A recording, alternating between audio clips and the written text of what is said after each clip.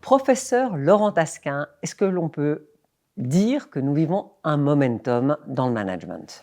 Oui, je pense qu'on peut dire ça. On vit un momentum. Il y a un intérêt aujourd'hui, enfin, peut-être, pour cette dimension du management humain, du facteur humain.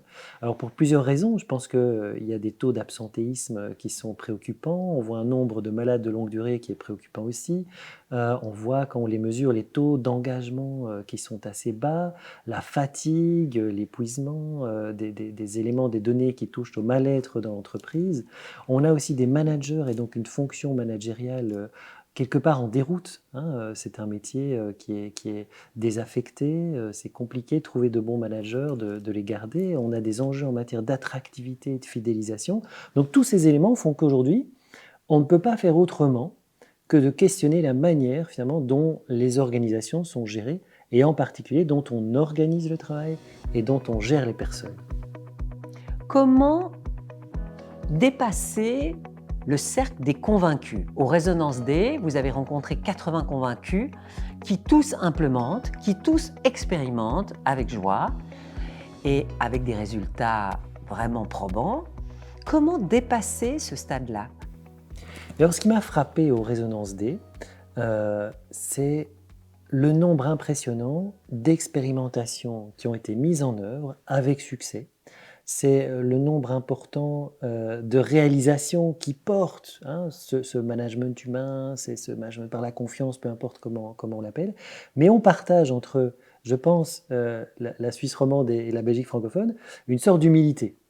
Et donc une manière de dépasser peut-être ce cercle-là, c'est de davantage prendre la parole, de davantage diffuser ce qui est mis en œuvre, ce qui fonctionne, alors les erreurs par lesquelles on est passé, mais certainement, et je pense que c'est une des vertus de cercles comme, comme résonance, c'est certainement d'arriver à échanger entre soi, mais dépasser l'entre-soi. Et les éléments peut-être auxquels chaque entreprise aujourd'hui fait face justifient qu'il y a peut-être une plus grande écoute et un plus grand intérêt.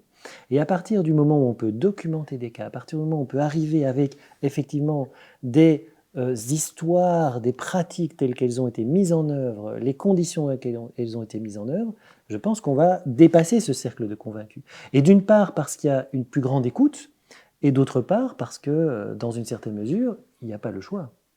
La manière dont on gère les entreprises, cette gestion des ressources humaines traditionnelle, arrive au bout d'un cycle. On ne peut pas résoudre et répondre aux enjeux d'aujourd'hui avec les outils d'hier. Et donc, rajouter des métriques, rajouter de l'objectivation du travail, rajouter finalement ce qui invisibilise, hyper individualise, ne fait que renforcer les enjeux d'aujourd'hui. Et l'enjeu majeur d'aujourd'hui, un des enjeux majeurs, c'est travailler ensemble, c'est faire communauté. Et il faut complètement changer de registre. Et il y a, je pense que chacune s'en rend compte. Qu'on soit salarié, cadre, dirigeant, on se rend compte de cet enjeu-là. C'est difficile aujourd'hui. Avec ces recettes-là, avec ces pratiques, on a sans doute été trop loin dans cette individualisation que pour répondre à cet enjeu qu'est la communauté de travail. Comment on se dépasse la GRH traditionnelle qui se focalise principalement sur l'objectivable pour aller dans d'autres dimensions? Il faut changer de grammaire, il faut vraiment changer de registre. Je pense qu'il faut changer de boussole. Cette GRH traditionnelle, ce qu'elle vise, c'est l'optimisation, la performance économique, l'accompagnement individuel, la mesure, la réduction de l'humain à la ressource. Il faut changer de grammaire aujourd'hui. Les personnes ne sont pas des ressources. Il faut les considérer comme des êtres réflexifs, c'est-à-dire qui contribuent à définir cet agir ensemble, les raisons, enfin, les normes qui régissent et qui encadrent le travail réel. Il faut revenir se rapprocher de ce travail réel, ce travail qui est objectif, collectif, subjectif. Il faut se dire que ces pratiques, et donc re-responsabiliser l'organisation. En fait, les pratiques de gestion doivent produire de la reconnaissance. La reconnaissance des personnes, la reconnaissance du travail, de la pratique de travail, la reconnaissance du résultat. Mais pas que le résultat. Vous voyez, il y a toute une grammaire qu'il faut revisiter, réinventer, avec des théories qui sont contemporaines. On a la chance en francophonie, mais pas que, mais d'avoir des théories de la reconnaissance qui sont bien plus puissantes pour adresser ces enjeux d'aujourd'hui que ces théories anglo-saxonnes de la motivation, par exemple. Et donc il y a un mouvement qui doit s'opérer, qui n'est pas difficile à opérer, dans la mesure où finalement ce management humain, ce cheminement, c'est davantage une méthodologie que des recettes toutes faites. Vous venez de rejoindre le sounding board scientifique de la Fondation Résonance, reconnue d'utilité publique.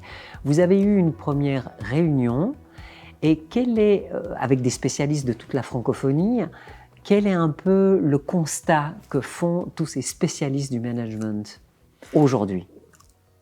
Je pense qu'ils font les mêmes constats et ce qui est fascinant dans cet espace-là, c'est qu'il y a alors des mots, des langages différents pour désigner les mêmes enjeux, qui sont ceux de l'humanisation quelque part de cette gestion, avec des expertises différentes, et en fait des tas de mises en œuvre, de pratiques, de dispositifs, de méthodes qui existent.